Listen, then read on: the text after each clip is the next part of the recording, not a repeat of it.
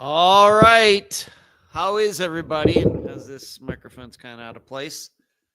How is everybody doing tonight? This is Unfound Live for February 3rd of 2025.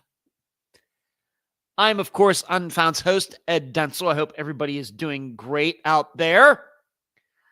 I have a fantastic show lined up for you tonight. I'm excited to cover these topics, although I understand, of course, a couple of these topics in one particular category are very tragic. A couple plane crashes that happened since we last got together. Very, very sad. As all of you know by this time, I take a great interest in plane crashes, although I'm not a pilot. Never had any aspirations to be a pilot or air traffic controller, anything like that. But over the course of my life, I have become a Rolodex, a wealth of knowledge when it comes to plane crashes. So I am going to give everybody my insight into both crashes. I realize that there are YouTube channels out there like Blanco Lirio or Pilot Debrief and a few others that I follow myself that have gone through these crashes, and those guys are pilots. But I think the advantage that I have is that I understand this stuff pretty well, and I can explain it in a kind of a layman's terms type of language that maybe those guys, being that they are pilots, of course, pilots have their own jargon, and sometimes they may not completely understand what the public understands and doesn't understand when it comes to using certain words and nomenclatures and things like that. Like, for example, when a pilot talks about stall, they're not talking about the engine turning off like we think in a car, the engine stalls. Usually they're talking about the stalling of a wing, meaning the wing loses lift, and then that's why the plane drops out of the air. That's just one example. But I'm going to go through both of those crashes tonight in some detail. I realize, once again, tragic. I'm going to guess many of you have seen all the videos of both of those crashes. Both, of course, one is a collision, midair collision. The other one is just one plane going down. And that can trigger uncomfortable feelings in people. It can trigger PTSD, especially for maybe some of you out there have fears of flying already.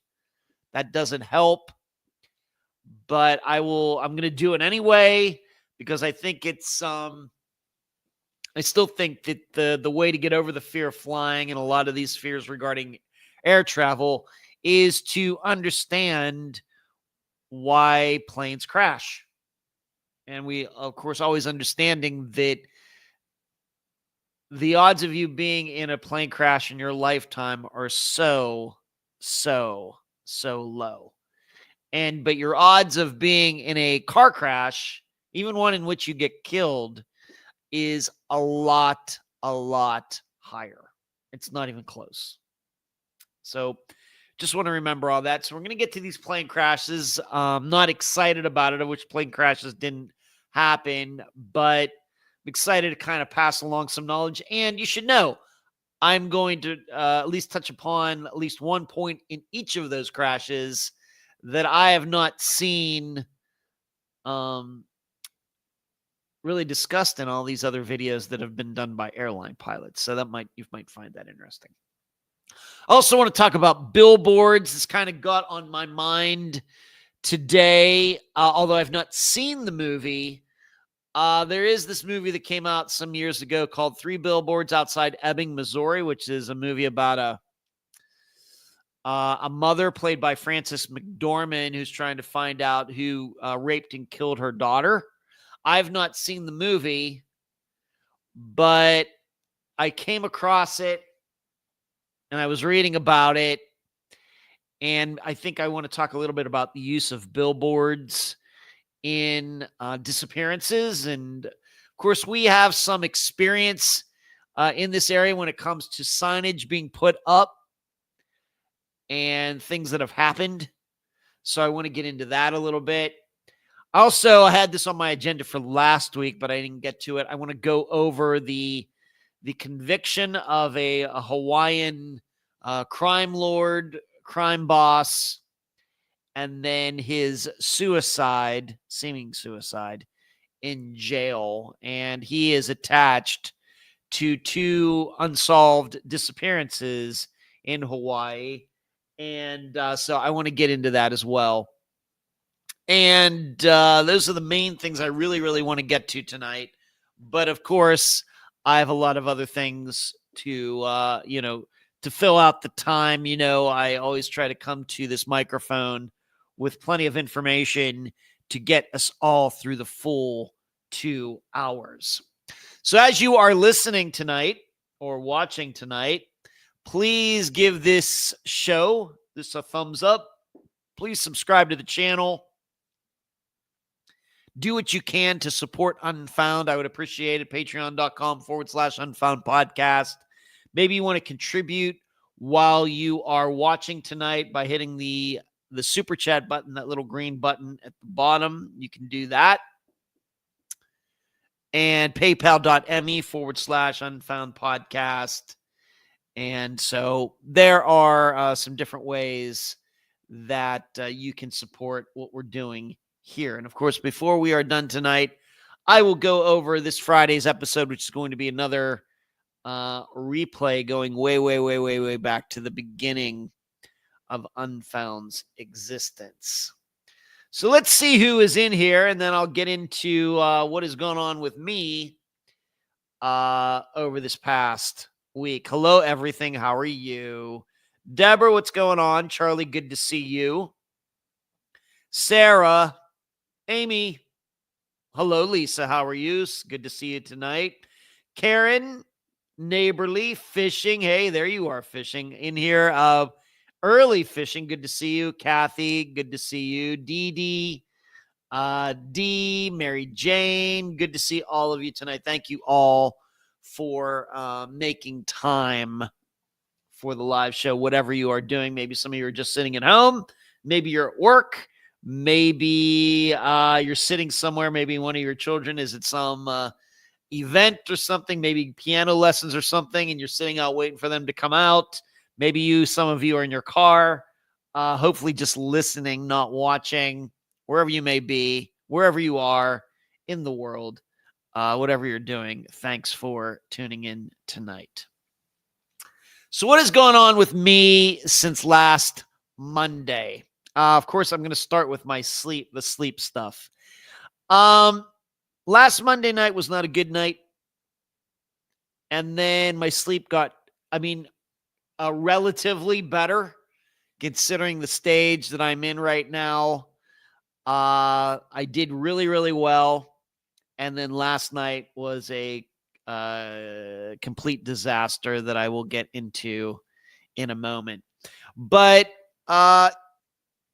you should understand some things. I don't know if I said this. Of course, I've talked about my sleep a little bit. And I do this because I know for me, what has helped me in getting through this is trying to learn about other people who have had sleeping issues.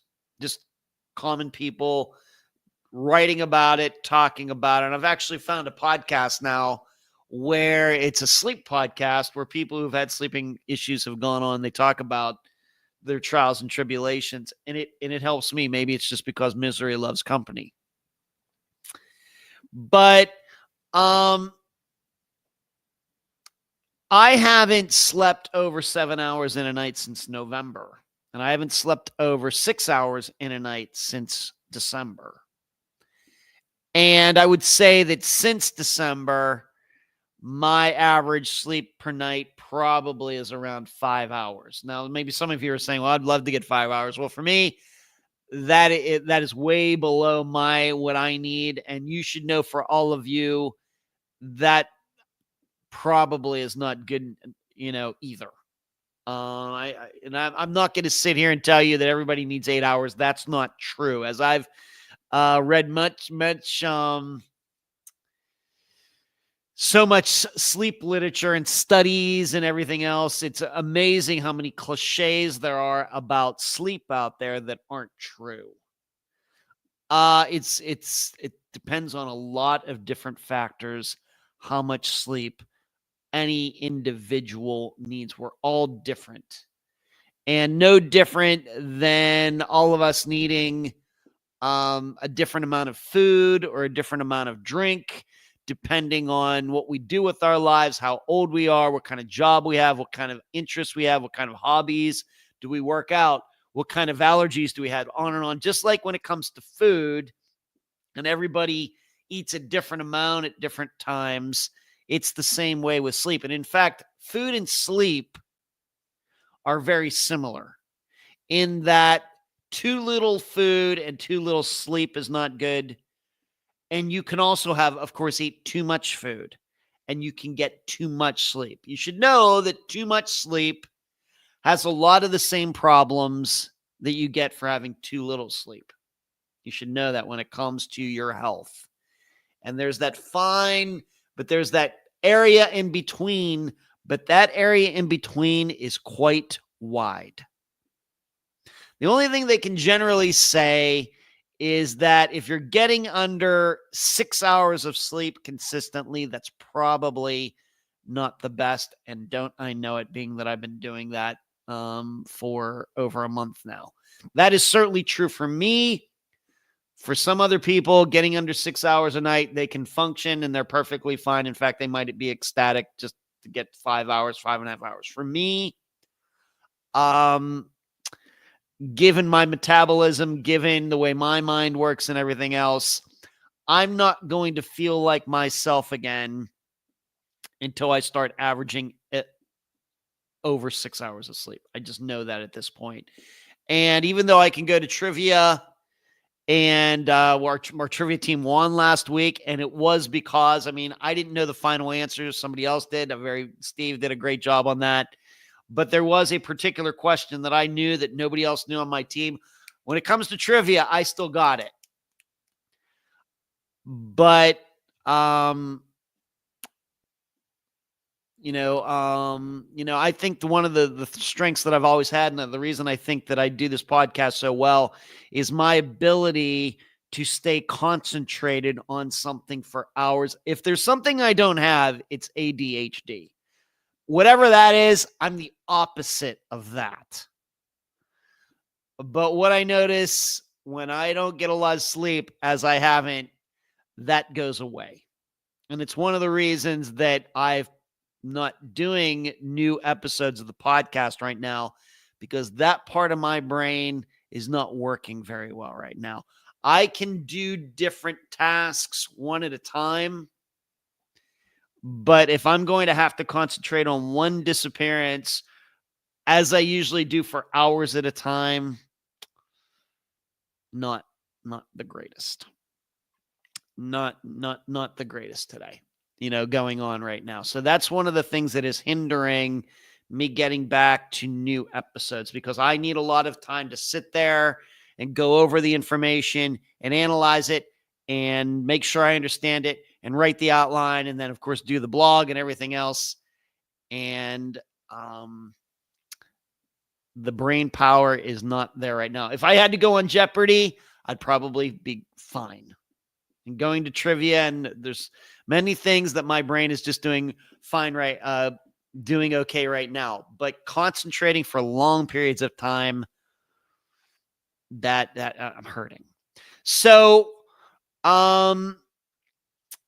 what has gone on this past week is that last Monday night, the big problem I have right now that gets me in trouble is snoozing. My body during the day, we all get that. Even if we get a lot of good sleep, well, the way our circadian rhythm works is, you get those afternoon sleepies, those afternoon snoozies.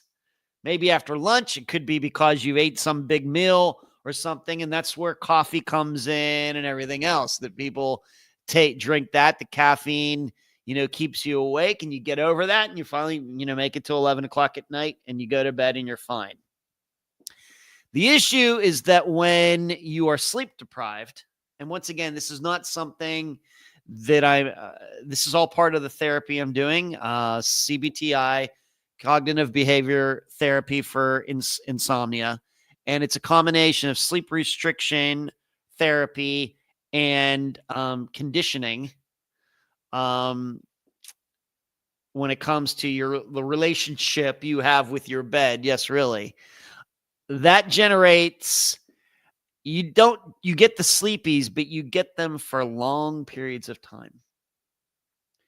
So what goes on with me is I just don't get the sleepies where my eyes want to close. Like, for example, let's just say 1 o'clock in the afternoon for like a half hour. You just like, maybe some of you have experienced if you're driving some long distance and you get out on the road and it's daytime, you're feeling great. And all of a sudden you have this wave come over you. Like you can't keep your eyes open.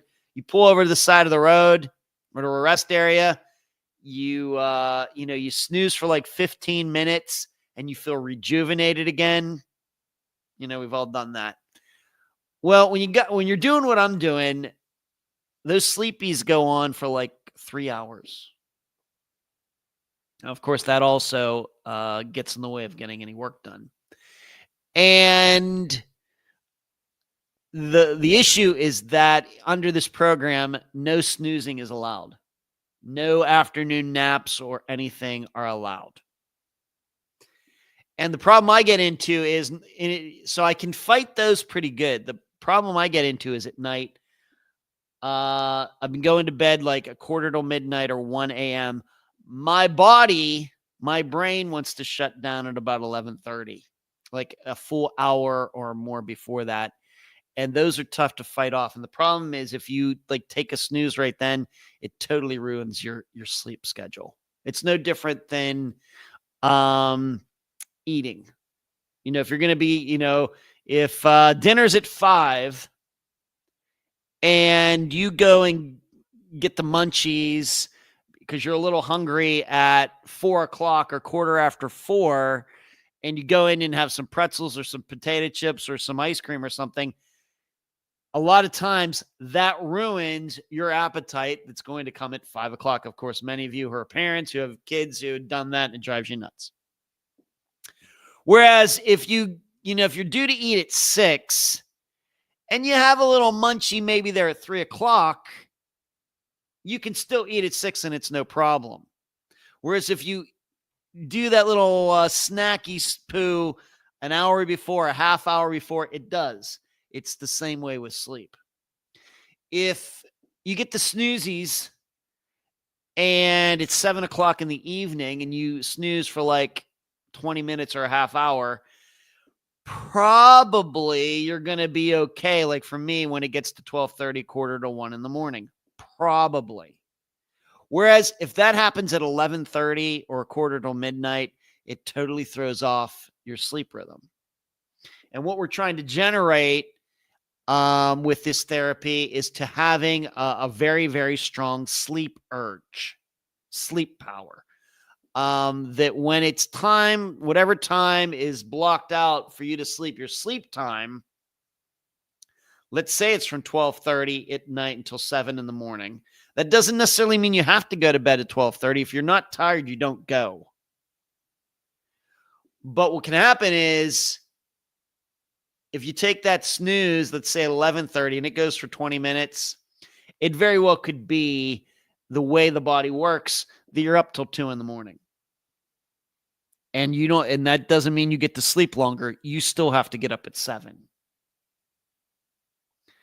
This is all scientific stuff. I don't want you to think I'm doing some weird thing. And hello, Jill. And the two big mistakes I made this week, both last Monday night after the live show and then last night, is I snoozed way too close to the time that I was supposed to go to bed. And the thing is, these things, you're the sleep at this point, the sleep urge is so powerful for me at that point. It comes on like that. Boom. And you don't even realize it, and you'll pop back awake, and it'll be 10 minutes later. That's where I am right now. And I hate myself for it. And I really, really beat myself up over it. And I'm very hard on myself anyway. And this is what caused with the, I get together with a sleep counselor, a sleep therapist now every Monday morning at 8 a.m. And safe to say, our meeting this morning after what happened last night, I was not in a good mood. I was in a I was very down on myself, because what it ended up causing is I did that, and then I couldn't go to bed at the time that I was supposed to go to bed, which was 1:45 in the morning. And I ended up being up last night until like 3. Because what happens, you got to let it go. You got to mentally, emotionally let it go. That's not really in my DNA at this point. And so I beat myself up. I get anxious. I get pissed off. Well, that's not going to help you sleeping. And it just extends, further into the future how you're going to be able to sleep. And so that happened. It wasn't as bad last Monday night, but last night it was bad. But it seems as long as I can fight the late night snoozies, I'm doing okay. But that is a bad thing. Now, on top of that, I did a sleep study this past week. Maybe some of you who saw me, I posted a picture. I took a picture of one time only picture of my hair back in a ponytail. By the way, I had to learn how to make a ponytail. I had to go on YouTube to learn how to make a ponytail, which is the funniest thing ever. Put my hair into a ponytail, put this device on my head, had this little plastic thing that went up in my nose barely, and there were sensors that on my forehead, part of this box. And I was really, really nervous about that. I did that Thursday night and Friday night. And the funny thing is, I slept as well as I can sleep right now. That box being on my head didn't bother me at all. The things being up my nose didn't bother me at all. It's so weird. But so I did that Thursday night, Friday night. If you're ever going to do a sleep study, it was the Ares device, ARES. And it worked really, really well for me. I looked at it, and it's like, there's no way this thing's going to be comfortable. This is going to bother me. It seems so clunky and everything. It was perfect. I mean, really, when I was in bed, even though I had those things up my nose and everything, I forgot I was wearing it. That's how it's. And so I give all the credit to that company, man. They designed something that really does fit and is comfortable, and congratulations to them. Like I said, one of those things, I got nervous about it for no reason. But it did show me, even if I'm nervous about something like that, I can still go to bed like that. As long as I don't do the snoozies, I can get into bed now and fall asleep in 5 minutes. The issue right now is the amount of sleep and the quality of sleep. But if I go to bed at 1:45 or 1, which is the time right now, I hit that bed in 5 minutes. I'm out, which is good, even with that on my head. So that's where I am. Over the past week, barring last night, because that was just a disaster, I think I averaged like 5 hours and 20 minutes of sleep. So I got a ways to go. And it's this thing, even though it's scientific, it's the right way to do this. I would certainly recommend this to people, but as I've said before, it's not for the faint of heart. It's not. It's going to challenge you in so many ways. Um, the tough thing about this is that, this isn't like having, like when I had the yips in disc golf, or, maybe, these things we get nervous about in our lives. There's a lot of things that go on that, maybe we can avoid, or something like this. You can't avoid sleep. And so every night it's you feel like it's a challenge. You have to, it's no different than maybe like a band being on tour, and they're playing virtually every night, and people have paid to see them play, and they better perform well. And, there's expectations about how they're going to play and everything. It's kind of like that. You have to be at your best every night, and it's challenging. And so, like I said, last night did not go well, all my fault. And I was in a really bad mood this morning when I had my session with my sleep therapist over the internet, and it was just very bad. It was very bad. I self-talk about as badly as anybody you could know. Very hard on myself. Always been that way. Very critical. High expectations. I wouldn't say I'm a perfectionist. I don't think I am. I would never even say the podcast. I'm putting the podcast together. I'm not going for perfection, but I have expectations for myself. And when I don't reach them, and when I know it's under my control, and I know what the problem is, and I still do it,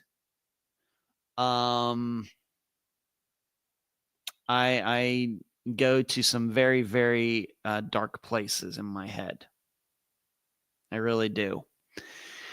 Why that is, I don't know. Charlie, I don't know if that's genetic or not. I'm happening to think it's environmental. But of course, a lot of people are like that. A lot of people are. It maybe depends on the topic, but that doesn't help. You have to be able to let this stuff go, and realize that if you only get 3 hours of sleep tonight, that's not the end of the world. It's not good, and you don't want to do that for a month in a row. But your mind, your body's not going to allow you to do that. Eventually, things are going to work themselves out if you let it. And as I've learned, certainly I've improved on my, habits and everything over the course of the next, over the past month, 6 weeks. But, I have a ways to go, as most people do, when they do this. It's just it challenges you so much. Emotionally, you start to sometimes think you're losing your mind. For me, it's not when I, can't concentrate as much as I'd like to. Once again, as a person who beats himself up a lot, like I said, there have been, it wasn't so bad when I was up seeing my dad for those 2 weeks when I wasn't sleeping well, because I really wasn't on sleep restriction. I was going to bed, and I was in bed for 8 hours, but I was only getting 6 hours of sleep. The problem is you can't do that. That probably only exacerbates insomnia problems. That's the problem with people who try to do that. Well, if I need more sleep, I'll just go to bed earlier. No, that's just going to make your insomnia worse. It's easier, but what you're really doing is you're making sure almost absolutely that your insomnia is going to last a lot longer, and it's going to be a lot longer to get rid of it if you try to get rid of it. So I wasn't doing that because I was kind of taking it easy. But now that I've come back to Florida and I've really been hard on this for a while, when you're averaging 5 hours of sleep over the course of a month, maybe some of you parents know what that's like out there with children having babies and things. I of course never done that, but I can only imagine. I guess this is similar to that, but it's no fun. So that's what's going on with my sleep. And the way this works out is that, at least when it comes to working with a sleep therapist, they recommend eight sessions weekly, once a week. And so I am halfway there. So who else is here? Great movie regarding the Billboards. Okay, thank you, Amy. Cranky Mr. Somebody's calling me Mr. Denso. I'm looking for my dad. Hello, Cranky. How are you? Cranky says, I got a whopping 4 hours last night. Sorry to hear that, Cranky. Maybe, I would say, you don't want to do that. If that's fine with you, it's fine with me. But if you read the literature, as maybe all of you know, not getting enough sleep is a precursor to all sorts of diseases. It's a prime indicator that somebody down the road is going to have health issues. If a doctor finds out you're not sleeping well, it's just not good. Fishing says, got your CDL. Congratulations to you, Fishing. Congratulations. I put on the Gong Tone YouTube videos and do some deep breathing for a couple minutes. Okay, Cranky. Hope that works for you. And Marty's in. Marty, where were you for the think tank last night, man? Where were you? We missed you. Charlie said it's probably a bit genetic. Okay. Thanks for letting me know, Charlie, about that. Lee said, proud of you putting in the whole work to get your sleep back on track. Not sure I could do it, but it's so important to take care of yourself. We all need you. I appreciate that, Lisa. Yeah, it's not easy. I gotta love those early years. Sleep is seldom, but man, when you get that first 8 hours, it was amazing. Yeah, I'm sure it was, Marty. All right, for all you parents out there. So that's what's going on. And it's not been all unicorns and rainbows. And the only thing I can say is I am going to the gym every day. And in fact, the best I feel every day is when I'm at the gym. When I'm on the treadmill for all that time and then I hit the weights and I'm there for about an hour and 15 minutes, that's probably, no matter if it's at 10 in the morning or 7 at night, whatever time I can find to go downstairs and do it. That is the best I feel all day. Like right now, if you're wondering, well, how do you feel right now, Ed? I feel tired. But that's good. And it should mean that like 2 or 3 hours from now, hopefully I'll just hit the bed and go right to sleep. That's what we're hoping for.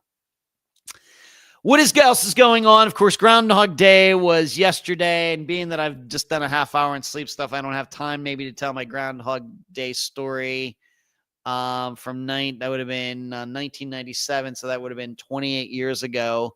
But you can go back to the live shows that I've done in past years where I know I've told that story about jumping into a school bus when I was there. So all of you can go back to the live show like a year ago from around, I guess, February 2nd, if you want to hear that story. And the other interesting point about what's been going on, man, we have been having some weird weather here in Clearwater Beach, Florida. Where this fog is coming from, I don't know. This is the second day in the past week or 10 days, something like that, where it was foggy during the day. Now, foggy during the night, that is also rare. But foggy during the day, since I moved here out to the beach, which of course was 2011, is like unheard of. And I think it happened twice in 1 week. Why? What's going on? I should look that up and see if somebody has done any a little blog or something about why this is. But I'm sitting here, I'll be looking out the balcony out into the Gulf, and it's like the building is in a cloud. Of course, that's kind of what fog is, but it's like the building is like thousands of feet in the air and it's in a cloud. If I look out this window, if I look out the front door that way, all I see is gray. So weird. Um, don't know what, don't know what the uniqueness is about this time of year that's going on, but it is weird. I've taken some pictures. I've taken some video. You can find them on my private Facebook page if you are friends with me. Marty says, battling the flu over here yesterday. I passed out at like 6, woke up just in time for work. Wow, Marty. All right. So that's why you weren't in the think tank. Mary, if I feel like I'm going to fall asleep, I'm in early evening, I have to get up and do something or I won't be able to sleep at all. Yep. That's very common, Mary. And that's awesome. Do you have a gym at your place? I do. Exercise makes me feel great too. I like to keep moving. Yeah, I have a gym down on the second floor and they just put all new equipment in it in August. So that's kind of nice. Kathy says, fog is treacherous to drive in. Central California gets a lot of fog in the winter months.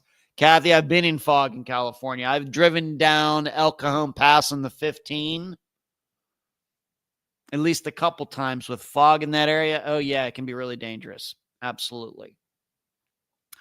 All right. So nothing other than Dad's doing good. I spoke to him today. He's doing fantastic. As he stated last Wednesday, our trivia team won last Wednesday. So that's good. And I found out today that my brother Brian, I don't know if you know this, Charlie, but brother Brian and his wife are moving. That's my brother that lives about 20 minutes away. They are moving more into the center of Florida, kind of halfway between Tampa and Orlando. They're moving into a prefab place that is an RV community. So to move in there, you have to have an RV of a certain size, and there are places to park your RVs. Of course, my brother and his wife are now on their second RV. The other one got trashed, got flooded, but they got another RV. And they're going to sell their house over there near 66th Street in Almerton and move into this place, off of the I-4 halfway between here and Disney. They've made the big decision. So that means I'm going to be seeing less of them, which is sad. It also means they won't be able to come to trivia. It's too long of a drive on Wednesday nights. But I understand why they're doing it, kind of simplifying things. The house they live in is nice, but it's old and it has maintenance issues, needs a new roof, and they have a pool that has to be taken care of and everything. And they just don't want to do any of that stuff anymore. And my parents were the same way. I mean, my parents moved out of the house that I grew up in 2004, once again, to simplify. So a sad day. You hadn't heard that? Well, you know, Charlie, maybe you want to text Brian about that. All right, let's get to these plane crashes. I want to spend some good time on them, of course, being that they are in the title. I'm going to take them in the order in which they occurred. I'm not going to get, I don't have any of the specifics and flight numbers and all those things typed out or anything, because I think they've been so much in the news that you've all seen the news, even if you don't take an interest in plane crashes, and it may be something that can trigger something emotional in you, which I totally understand. I'm just going to do some general insights into both. I'm going to start with a DC crash. You should know when this happened. I was watching TV that night, and I ended up watching hours and hours of live local Washington, D.C. Television. Just like when the fires were going on at Pacific Palisades, I was tuned into live TV in L.A., so I was tuned in, so I watched hours and hours of this. And here are my thoughts regarding this midair collision. Of course, this was between a passenger jet, well, kind of big. I mean, there were 60-some people on it. unfortunately, they all died. It was between this jet and a military helicopter. And the plane was coming in for a landing, and the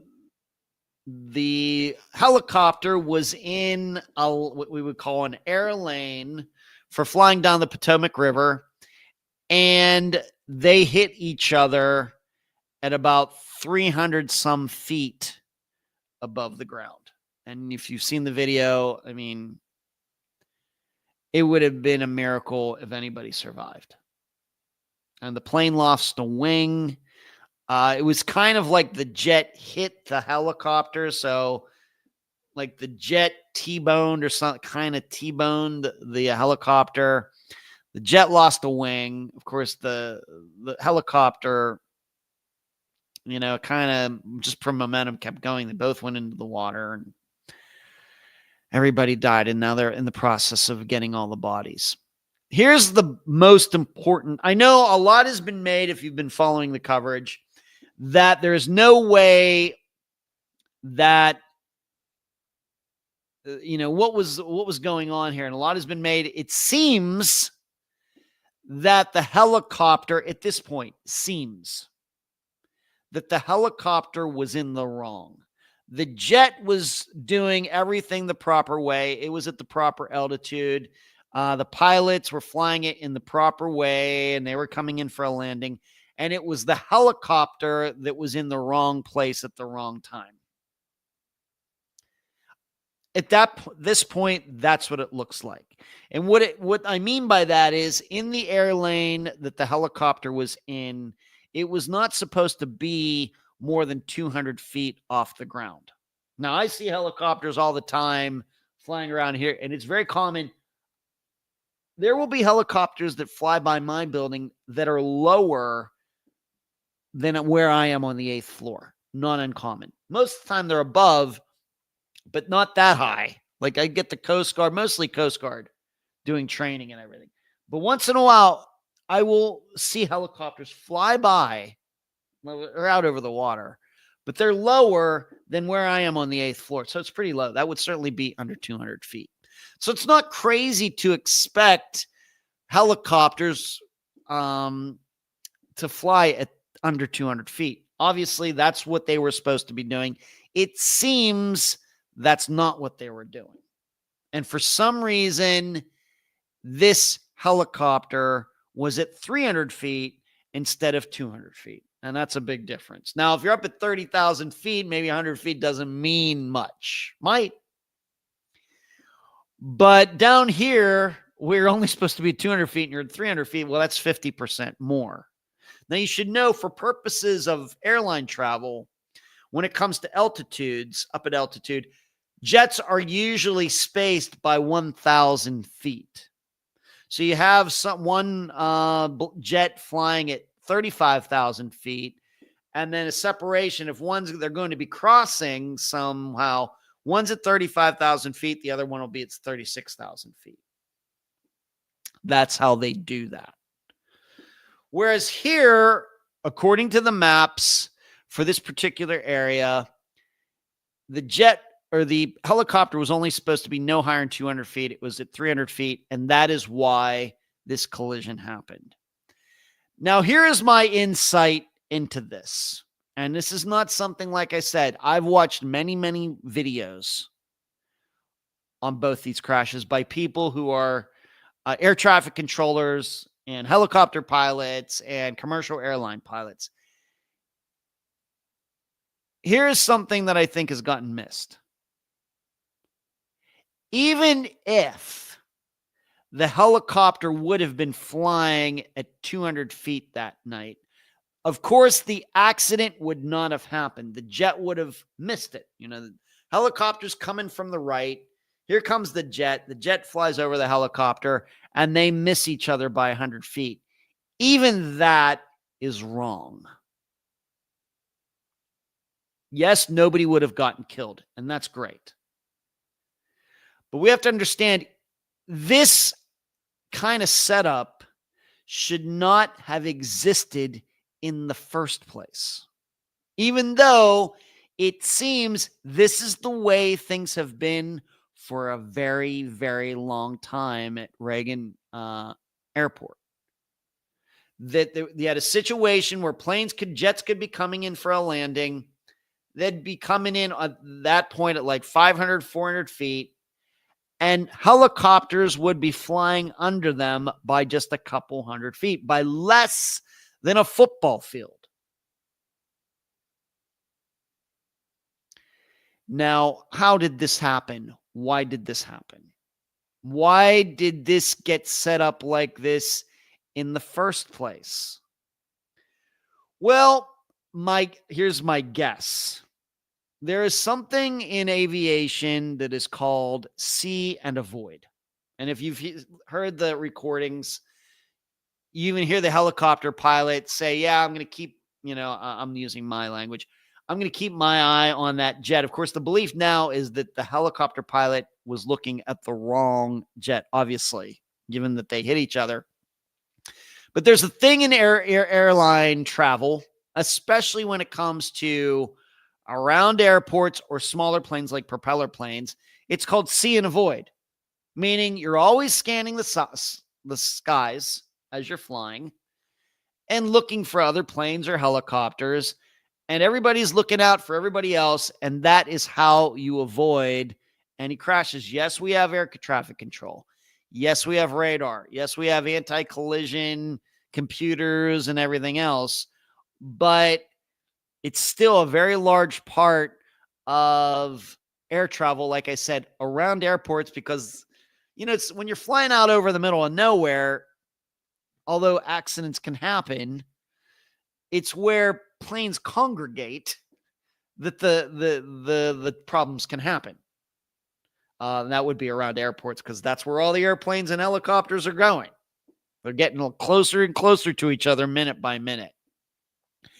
The problem is see and avoid is crap, and everybody knows it. It's a great idea. It makes a lot of sense. Who cannot argue with the idea? Well, you get up there in your little Cessna, and you're at 3,000 feet. You want to be looking out for each other. The problem is this doesn't work, and there's a whole host of mid-air collisions to show that this doesn't work. Now, granted, this is the first passenger jet that's been in a mid-air collision for a very, very long time, and that's great. But you should know, though, when it comes to, private pilots, little Cessnas, propeller planes, this kind of stuff happens all the time. And in fact, the very well-known one within the last couple of years, it was in an air show where a old fighter pilot or fighter jet with a propeller hit into a World War II bomber and killing everybody. And that's also on the internet, on YouTube, if you want to see it. That was also a see and avoid situation. And still, these two planes hit into each other, and these people got killed. And so then we have to say, so when it comes to, the helicopters, all they have to do, they're coming down the Potomac, and they're going to be flying near this, this airport. They know it's there. They stay in their lane. The jet stays in its lane. They just see and avoid each other. It's great in concept, but it opens itself up to mistakes, especially at night, especially when you have a jet which is flying at like 150 miles an hour. When it may have its landing lights, but the landing lights could blend into the surrounding area, the lights that are on the ground. Especially when you have jets that are kind of lined up, stacked up, coming in for landing. And of course, what they think happened here is that the pilot of the helicopter saw a jet. He just saw a different one, not the one that they actually ran into. See and avoid is something that it just doesn't.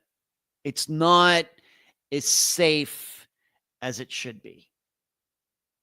And of course, we have to think about the following points. Of course, seeing out of helicopters and jets is not like seeing out of your car. When you get to the point where it's seeing a void, it's not. Of course, you have a plane, with the wings out there.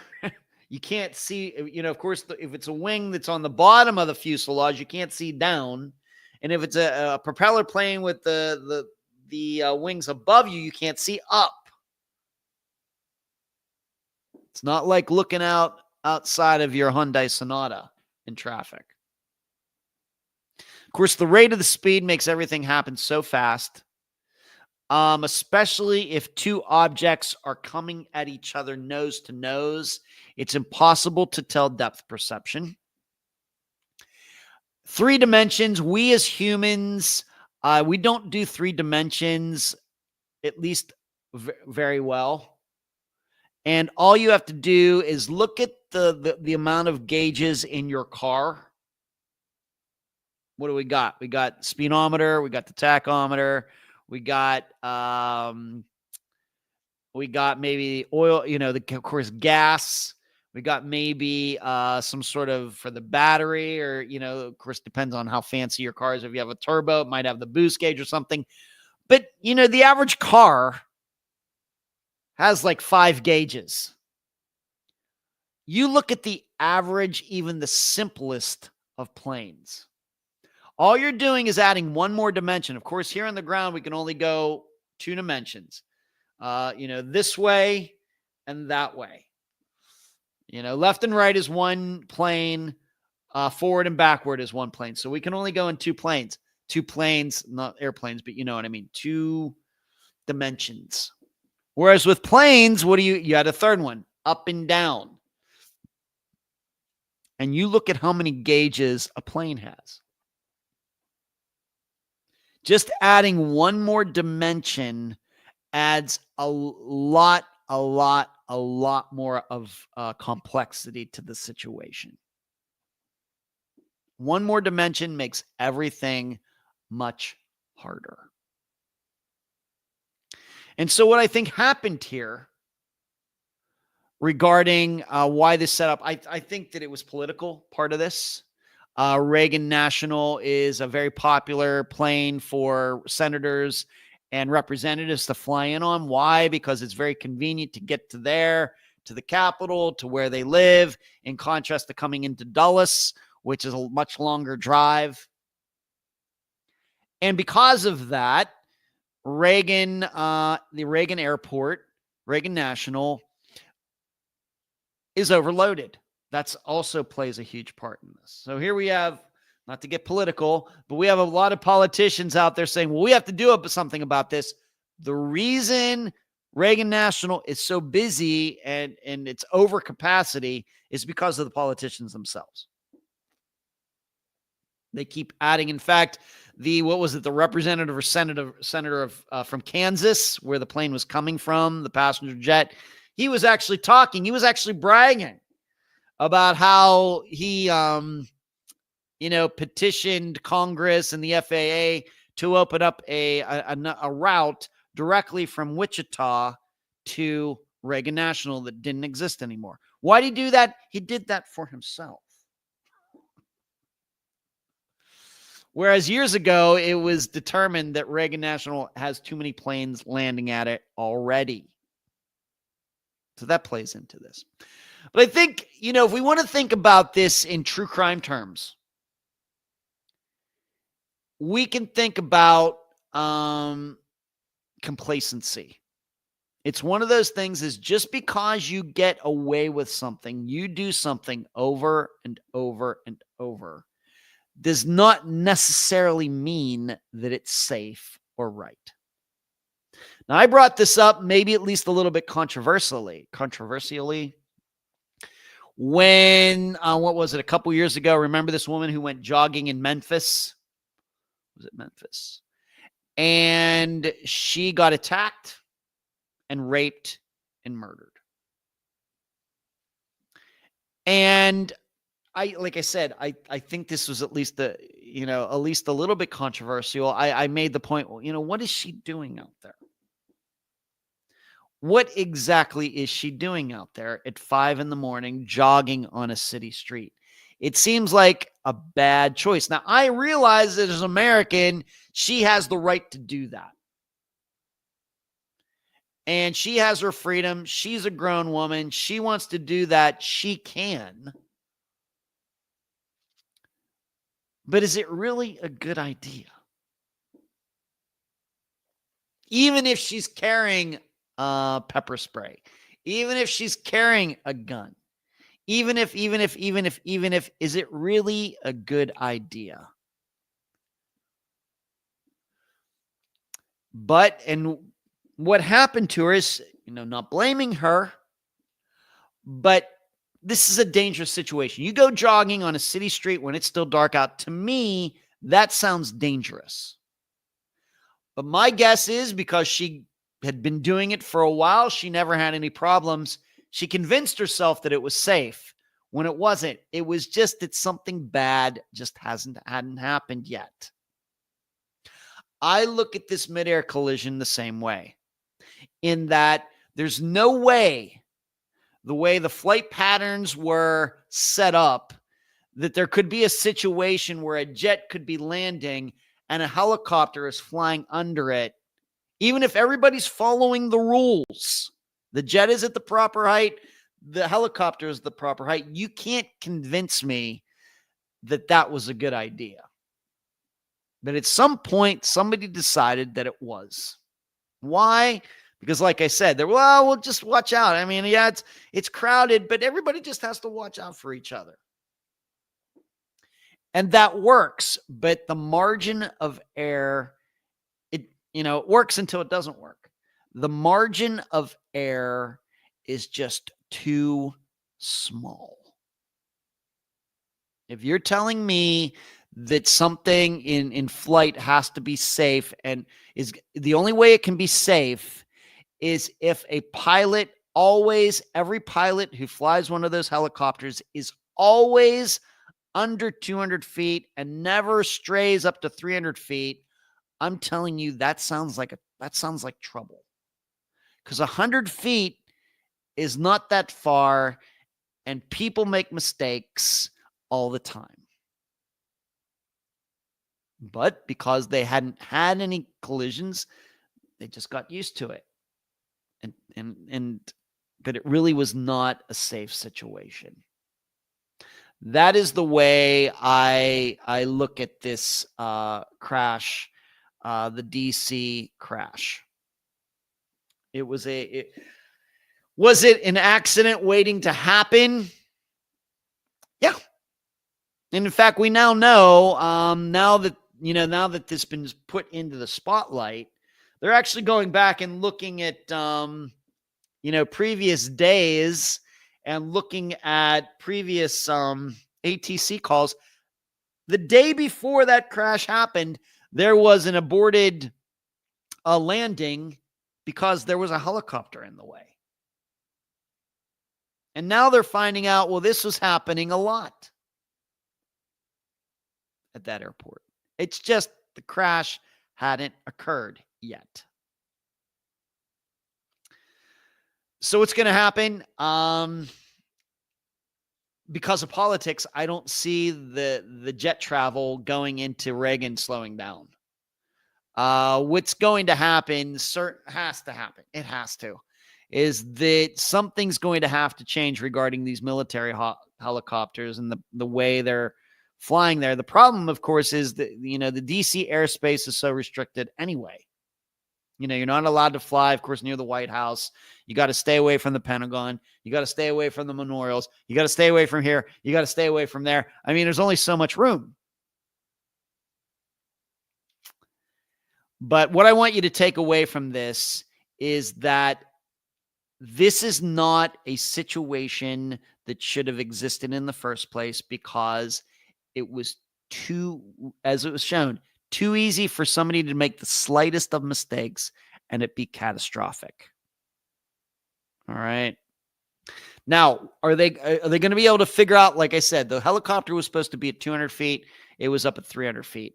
Are they going to be able to find out why that was? Not sure.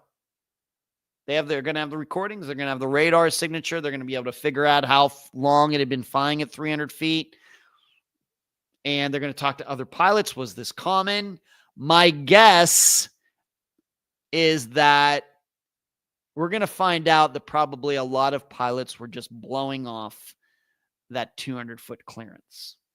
And this is one of those things when you have an accident like this, it challenges my imagination that this is the first helicopter in the history of flying down the Potomac that flew at 300 feet.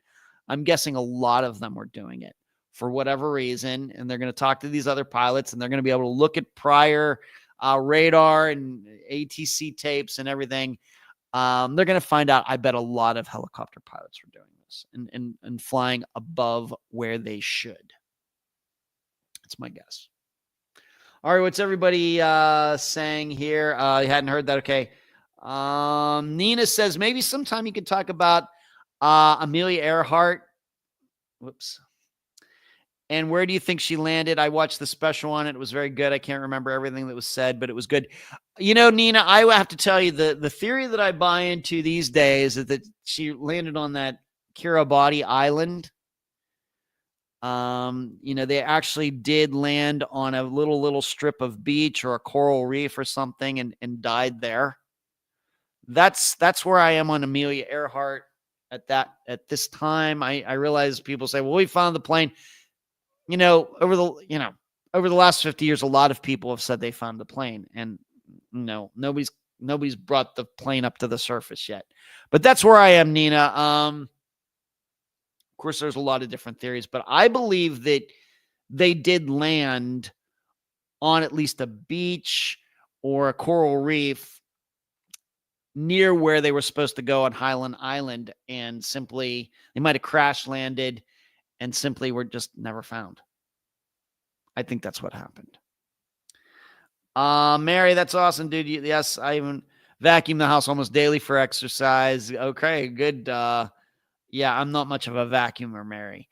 Craig, 2-axle linear motion versus 3-axle multi-range motion. Yeah, adds a lot of complexity. Mary says they make you feel safe when flying. Too much for me to imagine. Much more complex with many other variables. Yeah, Lisa, I watched the YouTube video live show right after that plane crash, and a guest predicted that this would be huge news, but had it not been DC, say it was Wichita to Omaha, not so big. Well, you know, I don't know about that, Lisa. I will tell you the last time that a passenger jet, crashed into another plane. Of course, it's happened a few times. They had one in San Diego that's very well known. They had one in Cerritos, California that's very well known, going way back. These things always get a lot of attention. Now, overt attention because it's DC and yes, but we also have to, the reason it's gotten a lot of attention is because all these videos that we have of it, which is something we have not had in past situations. I realize that, well, if it happened, national media, if it doesn't happen in Washington, D.C., New York, LA, nobody pays attention. If this would have happened over the skies, 2 jets flew into each other over Iowa, it still would be big news. Thanks for sharing that. It's more info than I had known. My fiance said that he read that crabs had ate her possibly. Well, eventually maybe animals got to them. It just depends on where. And you're just asking me what do I think happened to them. I think they died on this Kiribati Island. All right, the other crash that happened, and once again, I was watching TV when this one happened. My prediction is that this is going to be a situation of spatial disorientation. I do not believe that there was anything mechanically wrong with the jet. I'm not inclined to believe that this was an intentional crash. I'm not inclined to believe that the jet stalled in the way we think about stalling. When we say stall, we don't mean a car shutting off the engine. We mean a wing stalling. I don't believe that happened. I believe that this was a situation with spatial disorientation. Now, what is that? that's a phenomenon that pilots can get into where, because we are getting in just, we are two-dimensional beings. When we start talking about how humans keep their balance and everything else, we do really good with two dimensions, but you add that third dimension, that up and down, and our abilities to determine up and down and left and right and everything quickly vanish if we cannot see the horizon. Meaning, if you were to be thrown out into a cloud, you would probably have a hard time determining up and down, left and right, unless, of course, if you're standing there just motionless and you can drop something and then gravity is going to take it in whatever direction. But you have the problem of, you get in a plane and you take off, and if a pilot isn't really paying attention to the instruments, it's very easy, the way our inner ears work and how we judge gravity and everything, for them to be thrown off. This is as common a problem as there's ever been, going back to the first days of flight. All right. That's why we have instruments in jets and planes. That's why we have artificial horizons and all these different things, autopilot and everything, to keep this from happening. It still happens, though. And what you see, if you've been following the coverage, if you look at the radar, if you look at the path that it took and everything, this is as stereotypical a spatial disorientation crash as can be. Now, what should you be looking for in these situations? Well, these usually do happen on takeoff, as this one did. It usually has something to do with the plane being required to turn left or right very soon after takeoff, which this one did. It usually has to, but not absolutely, has something to do with the weather. And of course, the clouds were very low there in the Philly area, meaning as soon as they took off, they get a few hundred feet in the air, like it is out here now, you can't see the ground anymore. I mean, you can't see the lights on the ground anymore.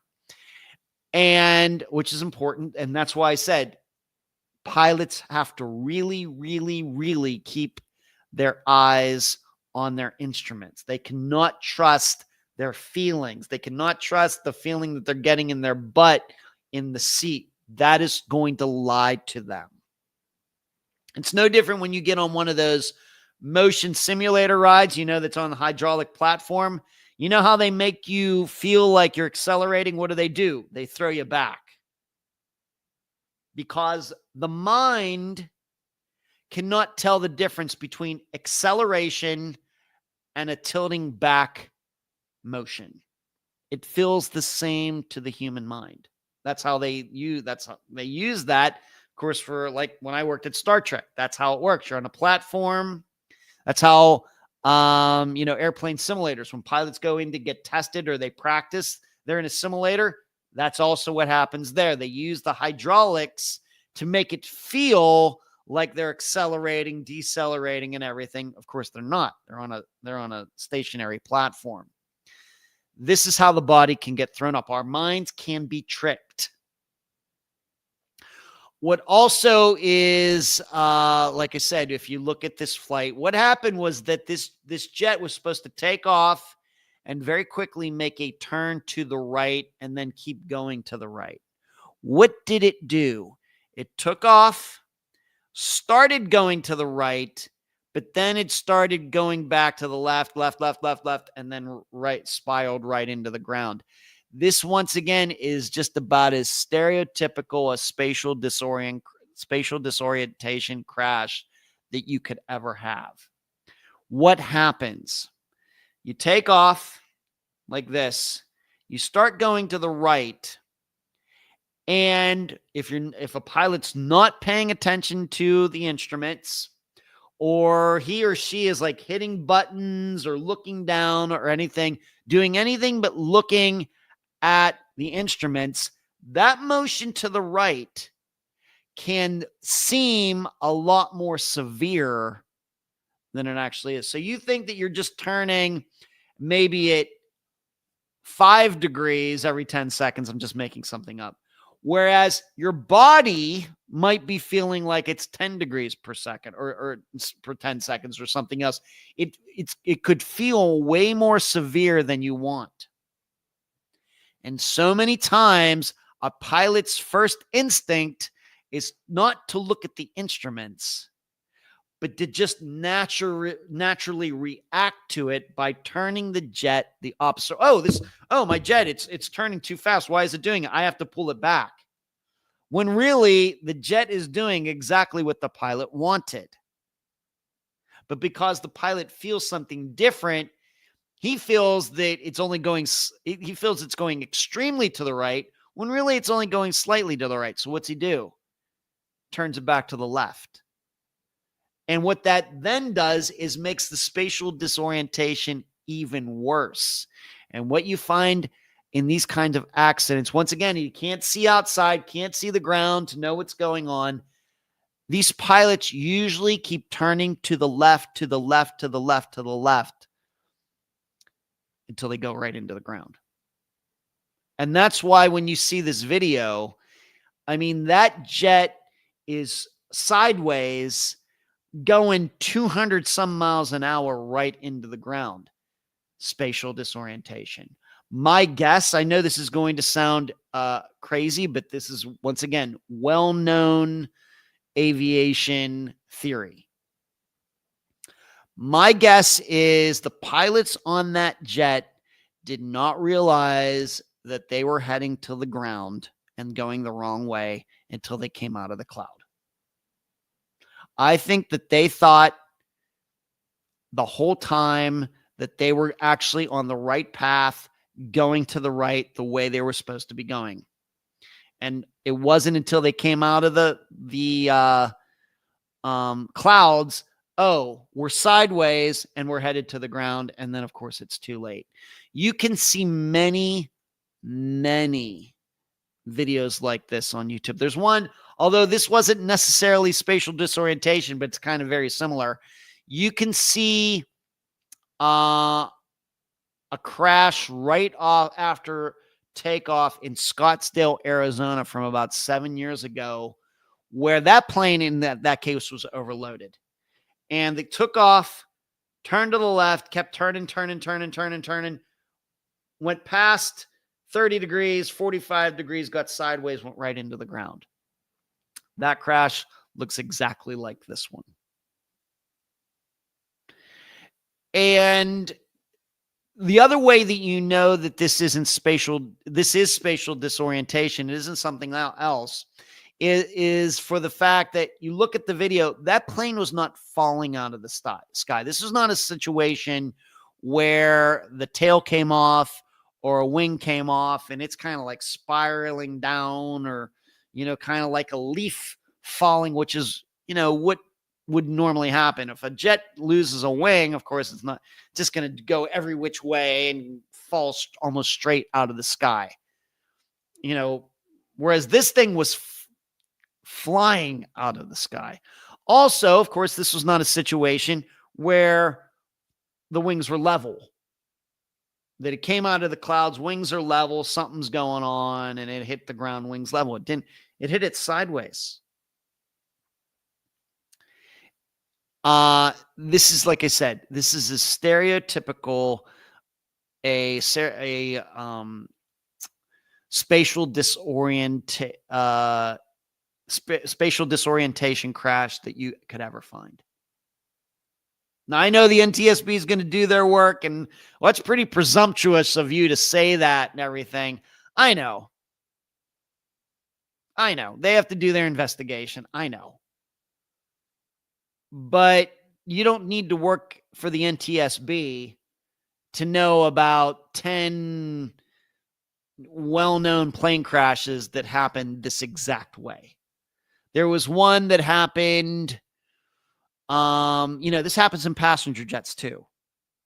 There was one that happened in Africa where once again, they took off. The plane was supposed to turn right. It turned left. They went right into the water.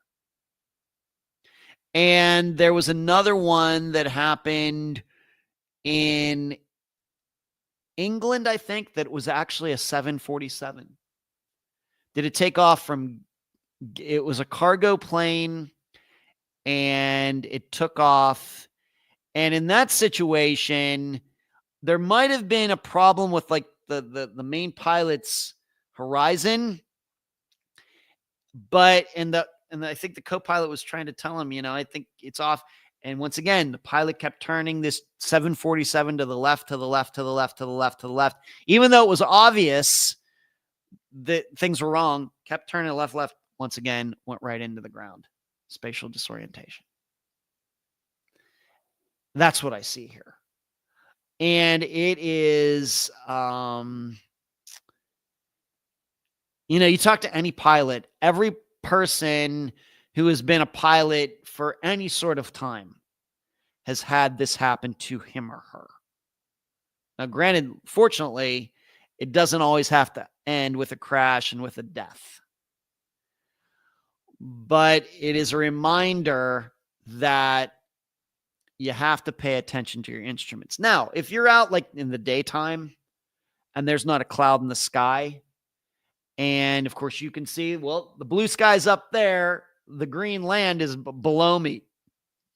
That's not a situation where spatial disorientation is going to become a factor. Why? Because you can just look out a window and see which is where is up and where is down. But it's at night.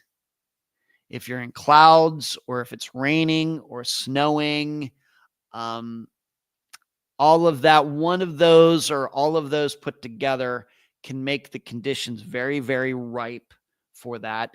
And it's one of the reasons that it's one of the, when pilots have to go in and get certified, they get tested and everything. This is one of the things that, is on that list. Of course, they practice like, well, you're taking off and an engine goes out and things. This is also one of those. Can you fly the plane without having to look out the window?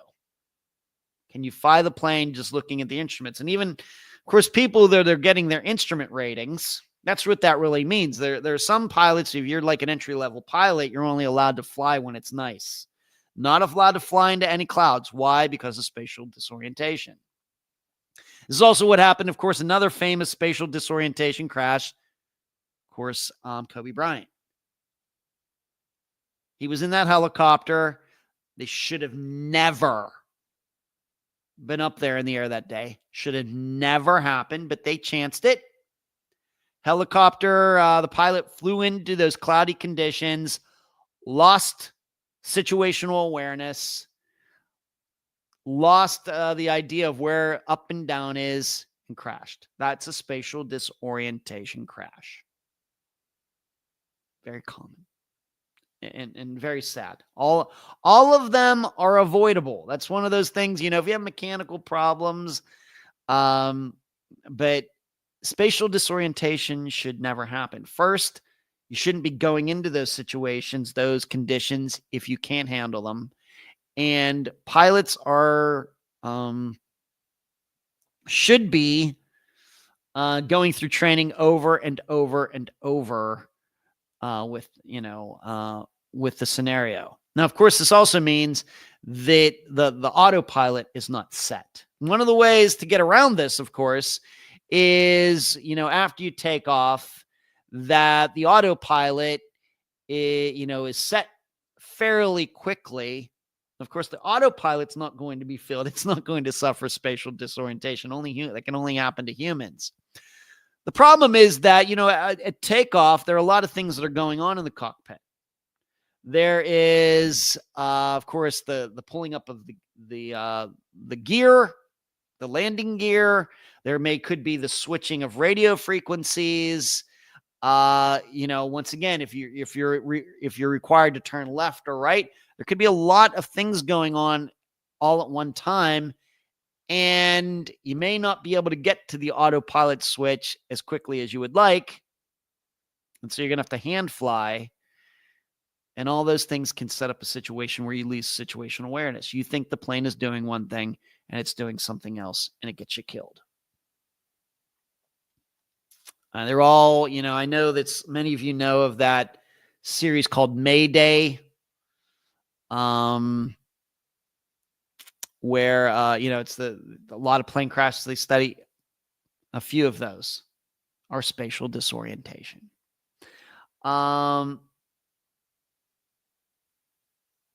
Vicky says there was an Expedition Unknown episode that went over the Amelia Earhart. It was a good episode. It went over several possibilities, was searching for the truth. Okay, Vicky. Cranky, 30-second flight. I remember being on a jet and feeling the plane pitch left or right for 20 or 30 seconds, maybe right after takeoff, and then level out. Yep. So he was way too low and kept his pitch to the left way too long. Well, he was low because they had just taken off. And I think that they had gotten up to a height of about 1,600 feet. But they were supposed to continue to turn to the right. They ended up going to the left. Like I said, it's just, I can't tell you how many crashes have been like that. And you keep turning, you keep turning, you keep turning. Well, you keep turning like that. Eventually you lose lift. So they were going up. Well, when you turn a jet or any kind of plane, when you turn it, you lose lift. The wings are most efficient when the plane is level. You start turning, you're going to lose lift. And that's why if you're turning, you probably also need to add some throttle to stay at the same altitude. But if you turn and you keep turning and especially if you're feeling like the plane isn't doing what you wanted to do, even though it is, you keep turning to the left, to the left, to the left. Well, eventually the plane, the wings are going to be so up and down that you can't generate any lift anymore. And the plane, that's why you see it crashes like this. It doesn't crash like this. It's not upside down. It crashes like this. It's in the process of turning and going into the ground like this. If you watch the one video I'm talking about, if you've seen them, is the one that's from the guy's like standing in his doorway and he has his back turned. And then he like hears something. He turns, he hears like the jet coming in. And that just shows you the jet was loud, full power. He turns and then you see the jet come out of the fog or the clouds and crash. You look at that. The jet is doing this. If you're watching the screen, it's doing that. It's not doing that. It's, it's not spiraling or anything. It's like that. Spatial disorientation. Can happen to anybody. So he was too low and kept his pitch to the left way too long. Yeah. But like I said, Cranky, I can almost guarantee. Now, of course, they're going to get the cockpit, voice recorder to see if anything was said, because the only thing they picked up at the air traffic control was when they, the one pilot said, yeah, we're good. Good day. Everything was fine. 15 seconds later, everybody's dead. That is how insidious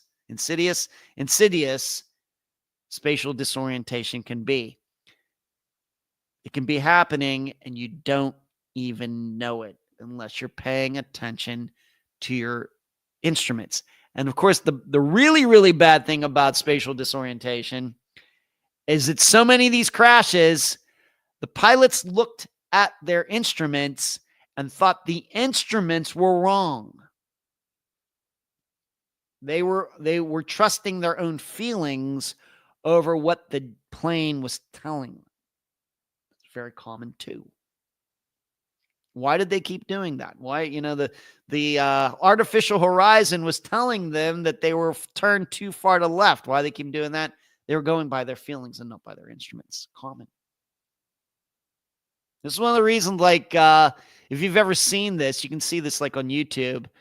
One of the things they do with new pilots is they put them what they call under the hood. And this is the contraption. Kind of looks like a really, really big baseball hat with like a shield.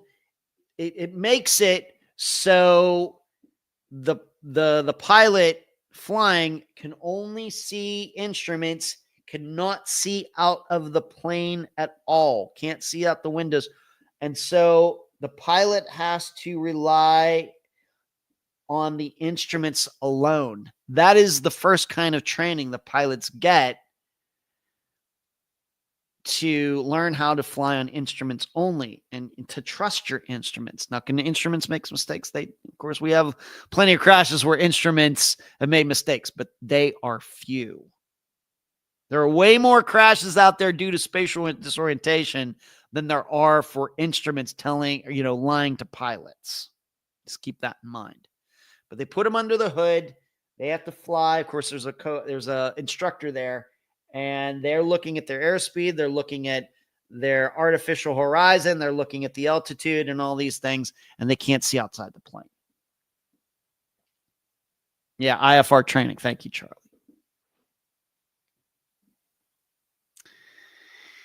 So, it's very sad. Both of these, as it is, of course, if you've heard me talk about this before, plane crashes, it's a lot of things that come together.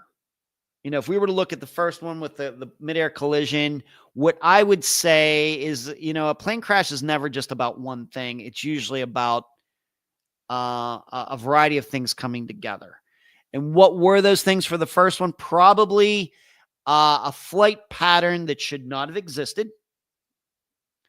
Probably, an airport that is overcrowded.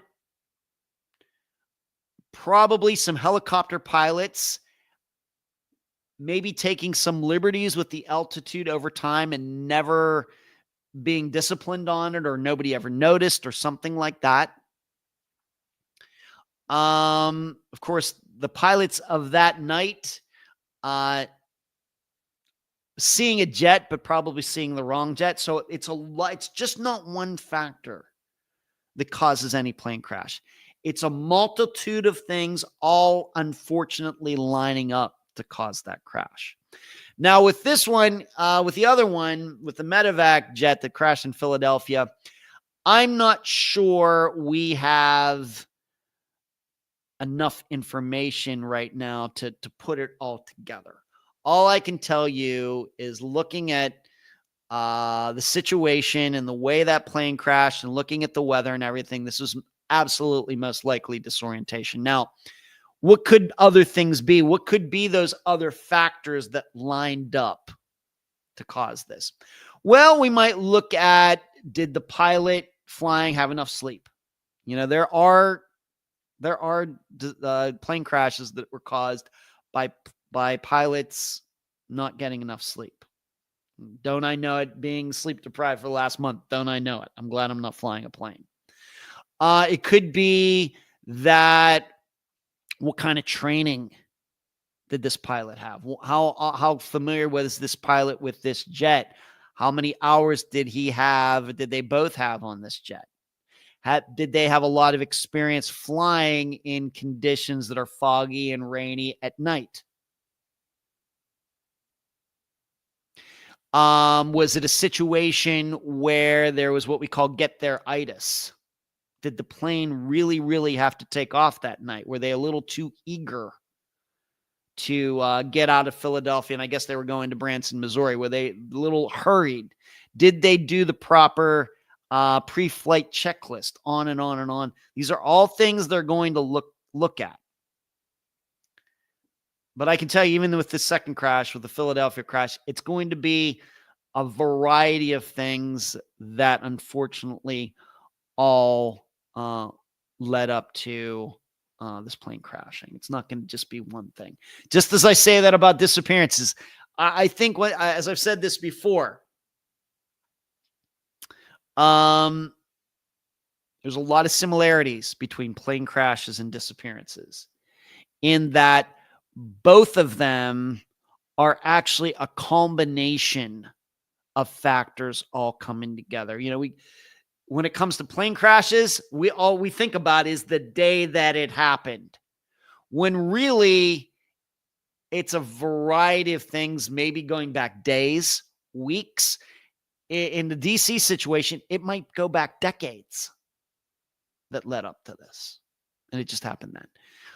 For both of these, and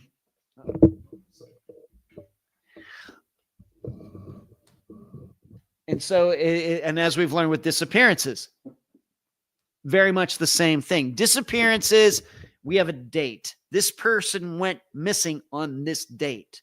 But what have we learned? A lot of these disappearances start all of the facts and relevant information could start days before, weeks before, maybe years before.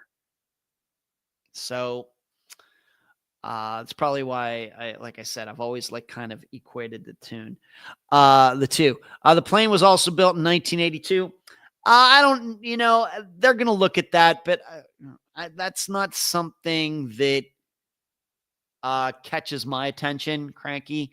They're going to look at that. They're going to see what kind of maintenance was done on it. Did it have any problems? Did all the gauges work and any complaints? Surely. I'm not thinking that's going to be a factor, though. Mary says, I'm going to replay this. Had to put my son to bed and missed for a bit. Thanks for spreading factual knowledge on these events. You're welcome, Mary. All right. So those are the plane crashes. Spent almost an hour on them. There are a lot of good channels out there. If you're interested, Blanco Lirio is a good channel. Pilot Debrief is a good channel. There's another one with a pilot. His name is Steve, but he puts 3, so it's Steeeve. He has a channel where he has done stuff, talking about the plane crashes. So if you're interested in that, then of course they have video, and they'll play the video and play the air traffic control audio and everything, if that's something that interests you. Heard some theories, and some of them are just outlandish. I'm not the only one. Well, that's true. You know me. I like to be right. I don't want this to become some going down rabbit hole discussion about anything. I like to be right. I try to get it right the first time. So that's, I think, what usually keeps me on disappearances from, staying away from them stuff. Obviously, I've gotten some disappearances wrong, but when you desire to be correct and you are just saying things to get clicks and views and everything else, you just kind of get right to the point. I prefer being correct more than, saying something really, really outlandish or interesting or provocative or anything else. Just some other things before I move on. Of course, we have a new Unfound now out on the disappearance of a Robert Williams who went missing from Arlington, Virginia. So I hope you would be checking that out on the YouTube channel. He is missing. He went missing back in November. His vehicle was found, but he was not. And then for all of you YouTube supporters and Patreon supporters, I did the disappearance to discovery of Steve Fawcett, who, speaking of plane crashes, went missing. He crashed in his plane, and it took a year for him to be found by luck. So I go over that. That sounds interesting to all of you. Please become a supporter here on YouTube or go to patreon.com and sign up. Once again, Steve Fawcett, really, really rich guy, adventurer, world record setter, who took off from a little airport in Nevada and never came back. He was eventually found. His plane, he had crashed in the mountains. And I get into all of that for the disappearance to discovery of Steve Fawcett. In fact, I lived in Las Vegas when it happened. I remember the news. And I made a Janelle Matthews. I'm wondering what all of you think about the Janelle Matthews video that I made regarding her house. I've been wanting to do that for a while, and I found the time, just kind of sketching everything out on a notebook, kind of just doing the sketch of the house, and then going step by step where the footprints were here, and here's this, and here's that. I've been wanting to do that for a while, because I still find that trying to understand what happened that night is a little difficult. Exactly how, no matter if you think Steve did it or somebody else did it, it's still not clear to me what the actual sequence of events were from her getting home to the kidnapper showing up and the footprints. It's hard for, and the raking of the footprints and everything. It's still a little bit of a stumper to me. But that's up on the YouTube channel now. And I did get another Steve Pankey letter. I got it today. I've not looked at it yet. I've not opened the envelope yet, so you'll just have to wait on that till next week. And something that I did post, because it was so long ago, and I know Unfound has a lot of new viewers and listeners. I'm not sure how many of you knew that back in 2020, I was on on John Lorden's channel to do a game show. And recently I found that on his channel, and I've posted the link to it in the discussion group on Facebook. That was right when COVID started. I think we did that in April or May of 2020. I can't believe it's going to be 5 years ago. But that was a lot of fun. I didn't end up winning, which I'm a little disappointed by, but it was a good time. And I made at least a couple good answers and jokes in there that made me feel very good. So if you didn't know that I did that, you can go check that out. The link is in the discussion group on Facebook. Or if you're not on Facebook, just go to John Lorden's channel, Lorden Arts, and do a search for like game show or game time or something like that, and you'll find it. I have to admit that I forget the two women who were on there. They were part of the same podcast. I cannot remember what it was, but I was also on there with one of the guys from Generation Y, the podcast. And I didn't win, but at least I didn't come in last place.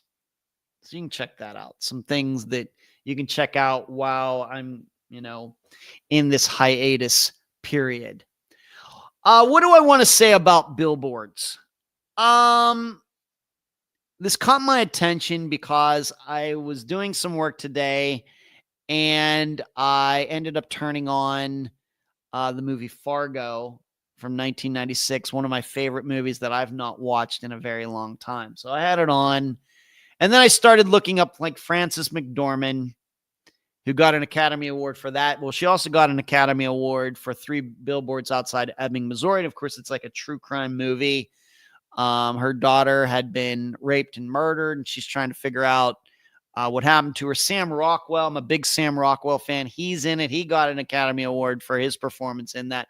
And like I said, I've not seen this movie, but it did get me thinking about billboards and how they are used to raise awareness for, murders and disappearances. And certainly I've seen my share over the years. And, what do I think? What do I think about them? Are they helpful? I just don't know. I would put billboards in like the same category as flyers. I think it's something to do. I think that when people do that, whether it's family or friends or the general public, they feel like they're doing something. They'll feel like they're taking part in the process. They feel like they're doing something positive. And I guess psychologically, that's good. I don't know, has a disappearance ever been solved due to flyers? Handing flyers out? What do I always say? I'm for what works. I'm not for what doesn't work. And I'm not sure that flyers work. Now, I'm not going to sit here and say it's never happened. But for all of the disappearances that have occurred and all the flyers that have been hung out and all of them from printed and everything else, my guess is the odds of it working and a flyer leading to the solution to a disappearance is just barely above zero odds. And I have to admit, even though I know, for example, that they have a billboard up in Mason City, Iowa for Jody Huisentruit, of course, it has been vandalized, just like I understand that the billboards in the movie Through Billboards Outside of Ebbing, Missouri were also vandalized. I have to admit, I did read the plot. I know, on Wikipedia, I know I do that. Well, don't you just want to see the movie and be surprised? Sometimes. But I guess in that movie, not to ruin it, but the billboards that she puts up do get vandalized and they get burned or something. And of course, we have experience with that here in real life with Unfound. Of course, the two situations that I think, of course, were Jody Huisentruit when a few years ago, when a billboard got put back up. Not long after that, it got vandalized. And I actually have to admit now, did it get vandalized? Was this kind of life imitating art by what happens in that movie? I wonder. And then probably more famously, we, maybe some of you, at least I remember it, remember when Tom Brown's signs, I know they aren't billboards, but they are signs sitting on the side of a road. Remember when his signs got stolen? And that was the way I remember. That was not long before I went out there to Canadian Texas in 2019. Like I said, I don't know where the time goes. That's going to be 5 years ago. Oh my goodness, where does the time go? That was a good trip, but that happened right before I went out there, and of course, they ended up finding out who did it, and the perpetrator was not somebody who you would have thought. It was some older guy in the community, and he said he did it because he thought that the signs made the town look bad. Now, what's interesting about that is that my understanding regarding the movie Three Billboards Outside of Ebbing, Missouri, that was the same reason that the people in that town wanted those billboards taken down, because they thought that the billboards made their town look bad. So once again, I have to start wondering, is this life imitating art? Because this movie came out in 2017, and both the Tom Brown signs getting taken down and this billboard being vandalized in Mason City, Iowa, happened after 2017. So I wonder.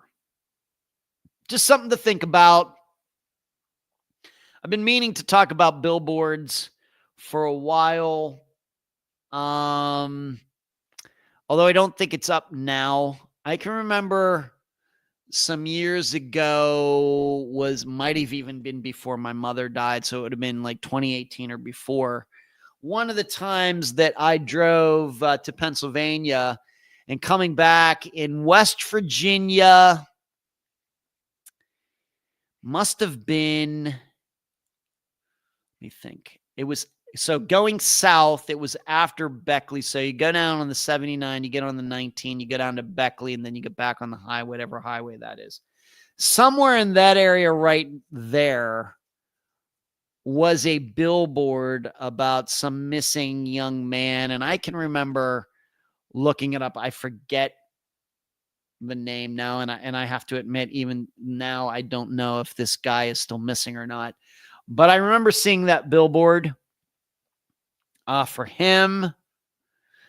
But I have to admit, in my 54 years, I really don't know how many billboards regarding missing people or unsolved murders I've really seen. It's not really been that many.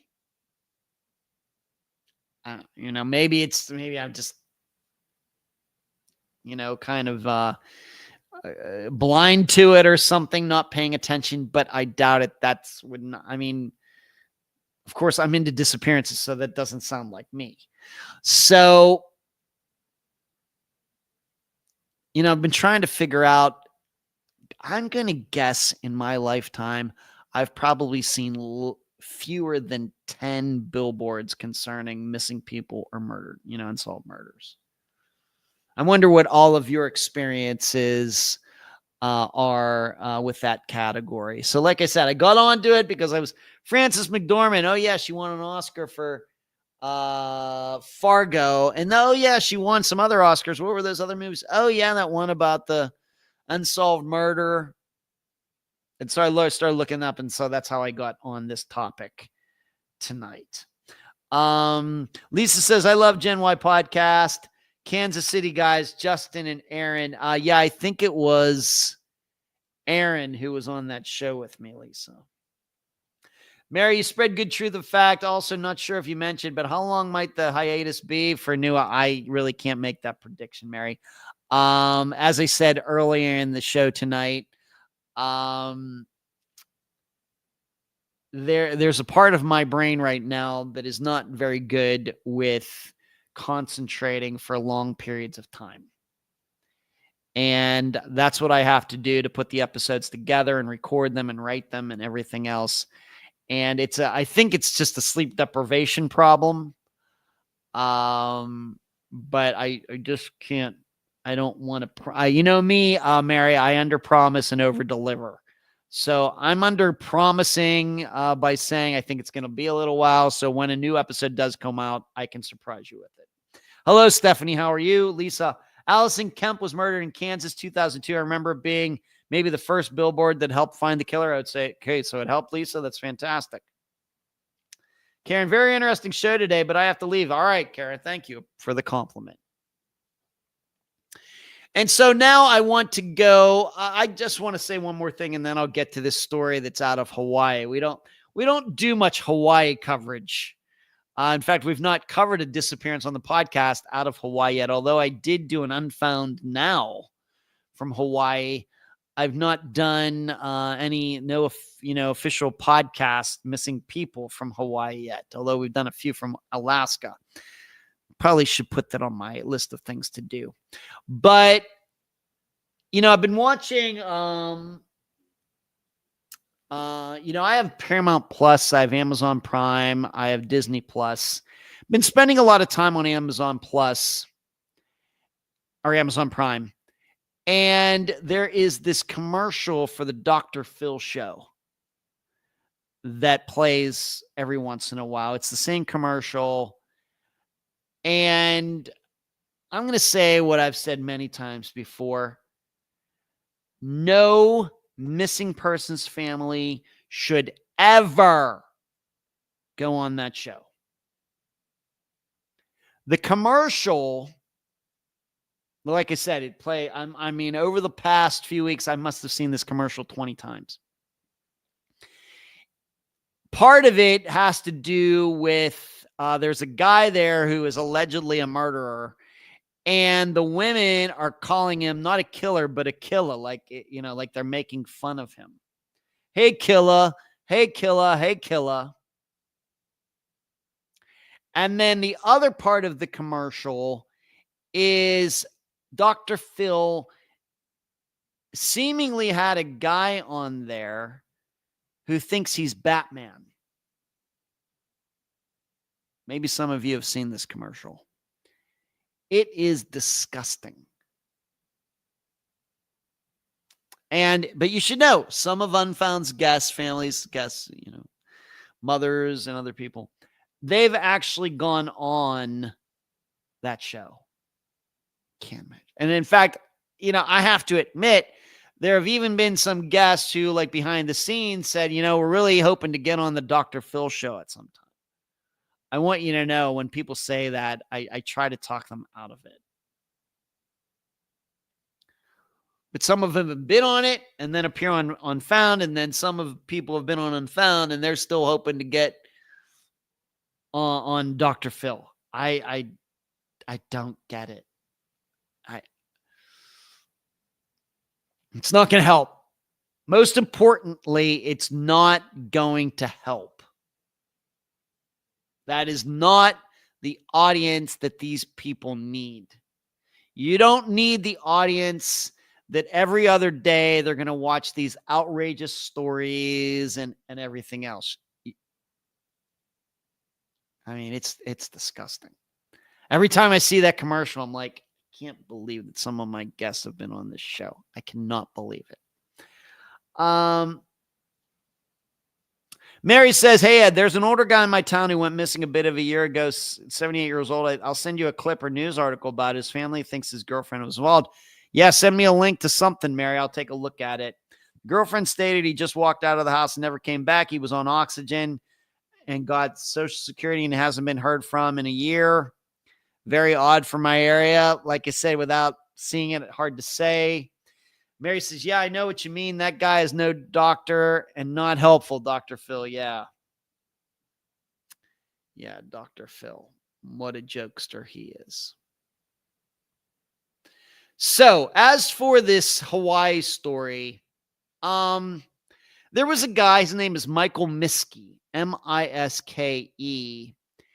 And he was for many, many years an organized crime guy, leading a huge racket there in Honolulu, in Hawaii, and had been doing so for a very, very long time. And he got on my radar. I mean, you won't see any news about this like on any mainland, media site. But I'm sure if this had happened in New York or LA or even Houston, Chicago, it would have gotten a lot of attention. But because it's like way out there in Hawaii, it doesn't get attention. I guess the only way we pay attention to Hawaii is when like volcano erupts. But it caught my attention. It was just really weird how it happened because, of course, looking up disappearances, and I really do want to feature one on the podcast from Hawaii. So I was looking at some point at disappearances, probably on the Charlie Project or NamUs. And that is how I came across Mike Miske. And at that point, he was already been indicted and he was going to be going to trial, and he went to trial last year. And he is connected to two different disappearances that are still unsolved.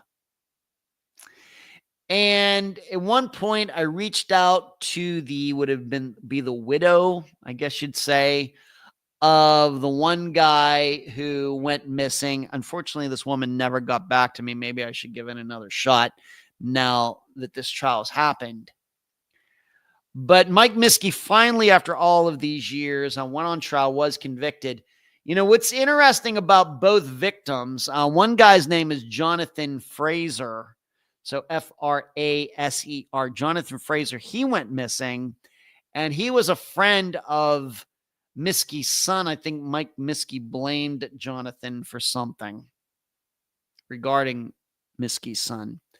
And then the other guy who is still missing, his name is Rick Calhau, Calhau, and he was good friends with Mike Miske and might have even kind of been doing a little dirty business for Mike, like way back in the day. But Rick went missing, and that disappearance is still unsolved. And it's Rick's, like I said, we're just taking for granted Rick's deceased. Rick's widow, who I tried to reach out to, and I found an email for her, and she never got back to me. So that's kind of why, I was looking up different disappearances. I ran across Rick's disappearance first. And then that led me to Mike Miske, which then led me to his trial and everything, which then led me to find out that, oh, yeah, there's another guy who is missing who's also connected to Mike Miske. So if you want to look that up, like I said, a little gang trial organized crime trial that occurred in Hawaii last year. Like I said, you probably didn't even know about it, even though it got a lot of attention because Mike Miskey, he's quite the character. Now, to add to that, he was found guilty, and here's the other interesting part. So he's found guilty in jail, going to be in there for a long time. He died in jail from a fentanyl overdose. And that just happened very, very recently. And so now, of course, they're looking into how the heck did Mike Miskey get fentanyl in jail? Who brought it into him? Who gave it to him to the point that he could overdose on it?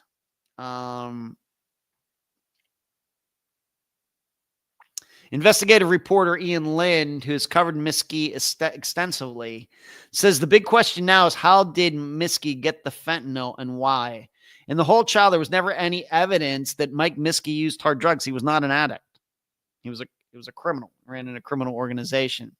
Who is the cellmate and who else might have access to the cell in the preceding 8 hours? Honolulu's Federal Detention Center refused to comment on how Miskey got the drug. It's still unclear if he took it intentionally, and if he did, if he knew it was fentanyl, which is highly lethal even in small doses. Yes. Miskey had been at FDC since July 2020 when he was arrested in Kailua by FBI agents. So he's in, of course, he didn't get bail because he was such a bad guy. So he'd been in jail since July 2020. The trial happens in 2024. He gets convicted, and shortly after that, he dies from a fentanyl overdose in the jail. So I really think all of you should, I don't know if every week or anything, but maybe once a month, Google to see if there's any progress being made. Because like I said, the big mystery is how did he get that fentanyl in jail, especially since it doesn't seem like, he might have been selling drugs and everything, but he wasn't doing drugs. All right, Mary, I think it's maybe just therapeutic for the families. It's just helpful to them and give them hope for anything. I get the sense why many are drawn to going on those types of shows. All right, going back to Dr. Phil. All right, Mary, thank you. All right, this Friday, we're going to Utah. It's be an episode that came out, must have been in January of 2017. The disappearance of Jeff Nichols, and his disappearance along with Tyler Nichols, coincidentally, Tyler North and Jeff Nichols. Jeff Nichols' disappearance is a very, very good example of the art of luring. But it's going to be replayed this Friday. This was a disappearance where he and his wife were divorced. He was trying to get custody of their son. On a particular morning, his ex-wife called him saying she had somehow gotten some free golf clubs. Did he want them? He said, heck yeah. He went to meet her. He was never seen again. She claims he never showed up, and his truck was found in Salt Lake City somewhere. Shortly after this, his ex-wife, her parents, and the son all took off and now live in Ireland. And Jeff is still missing. So we're going to replay that episode on Friday as I continue to be on a hiatus for the reasons that I've given a couple times tonight. So that's all I have. Anything else that I have like a minute left or some seconds. I think that is it. I think I got to everything tonight. So, yep, the crashes, Miskey, all of that. Like I said, I got a Steve Pankey letter, but did not have a chance to open it today. So we'll go over that next week. Lisa, thanks for pushing through and bringing us a spectacular live show. You're welcome, Lisa. But that's all I have for you tonight. Thank you. That's all I got. Hope you had a good time tonight. Hope you found it informative, interesting, entertaining. Try to lend my knowledge to some of the things that are going on out there. And please give this video a thumbs up. Please subscribe to this channel. Please consider supporting Unfound in any way that you can. And I'll see you Friday when you get to hear the 2017 version of me. Good night, everyone. Keep your heads on swivels. Charlie, say hi to the kids for me. Bye-bye.